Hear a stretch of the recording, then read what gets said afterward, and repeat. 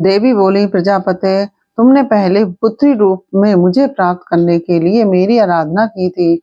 तुम्हारा यह मनोरथ आज सिद्ध हो गया है। अब तुम उस तपस्या के फल को ग्रहण करो। उस समय दक्ष से ऐसा कहकर देवी ने अपनी माया से शिशु रूप धारण कर लिया और सहसा भाव प्रकट करती हुई वे वहां रोने लगी। उस बालिका का रोदन सुनकर सभी स्त्रियां और दासियां बड़े वेग से प्रसन्नता पूर्वक वहां आ पहुंची। ओम नमः शिवाय। राधे राधे। कैसे हैं आप लोग? ईश्वर कृपा से आप सब अच्छे होंगे। ईश्वर सब पे कृपा बनाए रखे, सबका कल्याण करें। आज हम बताने जा रहे हैं श्री शिव महापुराण के रुद्र संहिता का रुद्र संहिता द्वितीय सती खंड का 14वां अध्याय। दक्ष की 60 कन्याओं का विवाह। दक्ष और वीरणी के यहाँ देवी शिवा का अवतार। दक्ष द्वारा उनकी स्तुति तथा सती के सद्गुणों एवं चेष्टाओं से माता पिता की प्रसन्नता। ओम नमः शिवाय। ओम नमः शिवाय। हर हर बोले नमः शिवाय। गंगाधराय शिव गंगाधराय। हर हर बोले नमः शिवाय। नमः शिवाय। ओम नमः शिवाय। हर हर बोले नमः शिवाय। ओम नमः शिवाय। ब्रह्मा जी कहते हैं, देवर्षि, इसी समय दक्ष के इस बर्ताव को जानकर मैं भी वहां आ पहुंचा और पूर्ववत उन्हें शांत करने के लिए सांत्वना देने लगा। तुम्हारी प्रसन्नता को बढ़ाते हुए मैंने दक्ष के साथ तुम्हारा सुंदर स्नेहपूर्ण संबंध स्थापित कराया। तुम मेरे पुत्र हो, मुनियों में श्रेष्ठ और संपूर्ण देवताओं के प्रिय हो, अतः बड़े प्रेम से तुम्हें आश्वासन देकर मैं फिर अपने स्थान पर आ गया। तदंतर प्रजापति दक्ष ने मेरी अनुनय के अनुसार अपनी पत्नी के गर्भ से 60 सुंदरी कन्याओं को जन्म दिया और आलस रहित हो धर्म आदि के साथ उन सबका विवाह कर दिया। मुनीश्वर, मैं उसी प्रसंग को बड़े प्रेम से कह रहा हूँ, तुम सुनो। मुने, दक्ष ने अपनी 10 कन्याएं विधि पूर्वक धर्म को ब्याह दी।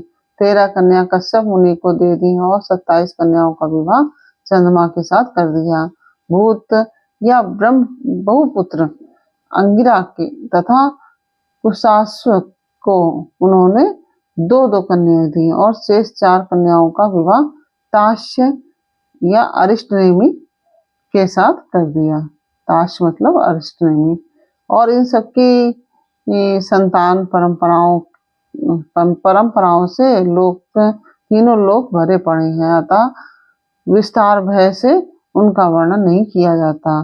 कुछ लोग शिवा या सती को दक्ष की ज्येष्ठ पुत्री बताते हैं। दूसरे लोग उन्हें मझली पुत्री कहते हैं तथा कुछ अन्य लोग सबसे छोटी पुत्री मानते हैं। कल्प भेद से ये तीनों मत ठीक हैं। पुत्र और पुत्रियों की उत्पत्ति के पश्चात पत्नी सहित प्रजापति दक्ष ने बड़े प्रेम से मन ही मन जगदम्बिका का ध्यान किया। साथ ही गदगद वाणी से प्रेम पूर्वक उनकी स्तुति भी की। बारंबार अंजलि बांध नमस्कार करके वे विनीत भाव से देवी को मस्तक झुकाते थे। इससे देवी शिवा संतुष्ट हुई और उन्होंने अपने प्रण की पूर्ति के लिए मन ही मन यह विचार किया कि अब मैं वीरणी के गर्भ से अवतार लूं। ऐसा विचार करके वह जगदम्बा दक्ष के हृदय में निवास करने लगी। मुनि श्रेष्ठ, उस समय दक्ष की बड़ी शोभा होने लगी। फिर उत्तम मुहूर्त देखकर दक्ष ने अपनी पत्नी में प्रसन्नता पूर्वक गर्भाधान किया और अब दयालु शिवा दक्ष पत्नी के चित्त में निवास करने लगी। उनमें गर्भ धारण के सभी चिन्ह प्रकट हो गए, अतः उस अवस्था में वीरणी की शोभा बढ़ गई और उसके चित्त में अधिक हर्ष छा गया। भगवती शिवा के निवास के प्रभाव से वीरणी महामंगल रूपी हो गई।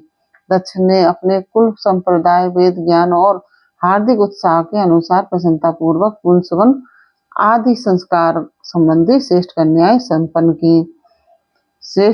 संपन्न की। उन कर्मों के अनुष्ठान के समय महान उत्सव हुआ। प्रजापति ने ब्राह्मणों को उनकी इच्छा के अनुसार धन दिया। उस अवसर पर वीरणी के गर्भ में देवी का निवास हुआ जानकर श्री विष्णु आदि सभी देवताओं को बड़ी प्रसन्नता हुई। उन सब ने वहां आकर जगदम्बा का स्तवन किया और समस्त लोगों का उपकार करने वाली देवी शिवा को बारंबार प्रणाम किया। वे सब देवता प्रसन्नचित्त हो दक्ष प्रजापति तथा वीरणी की पूरी पूरी प्रशंसा करके अपने अपने स्थान को लौट गए। नारद जब 9 महीने बीत गए तब लौकिक गति का निर्वाह कराकर 10वें महीने में पूर्ण होने पर चंद्रमा आदि ग्रहों तथा ताराओं की अनुकूलता से युक्त सुखद मुहूर्त में देवी शिवा शीघ्र ही अपनी माता के सामने प्रकट हुई।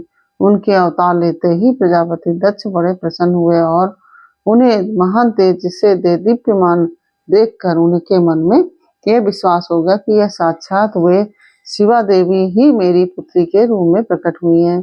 उस समय आकाश से फूलों की वर्षा होने लगी और मेघ जल बरसाने लगे।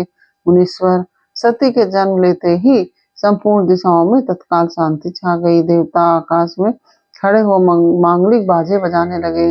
अग्निशालाओं की बुझी हुई अग्नियां सहसा प्रज्वलित हो उठी और सब कुछ परम मंगलमय हो गया। वीरणी के गर्भ से साक्षात जगदम्बा को प्रकट हुई देख दक्ष ने दोनों हाथ जोड़कर नमस्कार किया और बड़े भक्तिभाव से उनकी बड़ी स्तुति की। बुद्धिमान दक्ष के स्तुति करने पर जगन माता शिवा उस समय दक्ष से इस प्रकार बोली जिससे माता वीरणी न सुन सके। देवी बोली, प्रजापति तुमने पहले पुत्री रूप में मुझे प्राप्त करने के लिए मेरी आराधना की थी।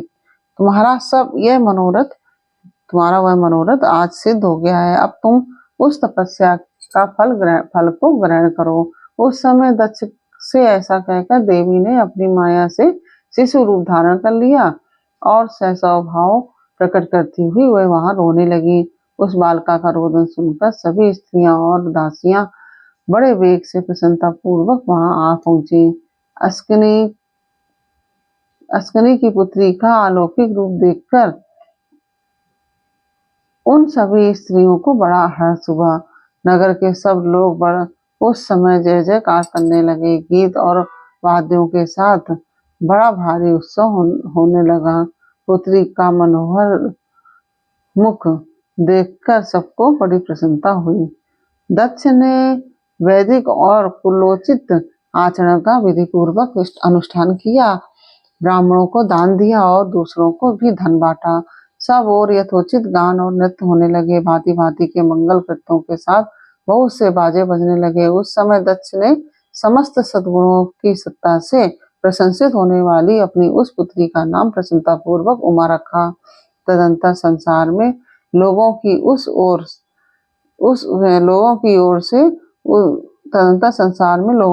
से उसके और भी नाम प्रचलित किए गए जो सबके सब महान मंगलदायक तथा विशेषता समस्त दुखों का नाश करने वाले हैं। वीरणी और महात्मा दक्ष अपनी पुत्री का पालन करने लगे तथा वह शुक्ल पक्ष की चंद्रकला के समान दिनों दिन बढ़ने लगी। दिस श्रेष्ठ बाल्यावस्था में भी समस्त उत्तमोत्तम गुण उसमें उसी तरह प्रवेश करने लगे जैसे शुक्ल पक्ष के बाल चंद्रमा में भी समस्त मनोहारिणी कलाएं प्रविष्ट हो जाती हैं। दक्ष कन्या सती सखियों के बीच बैठी बैठी जब अपने भाव में निमग्न होती थी तब बारंबार भगवान शिव की मूर्ति को चित्रित करने लगती थी। मंगलमयी सती जब बाल्योचित सुंदर गीत गाती तब स्थाणु हर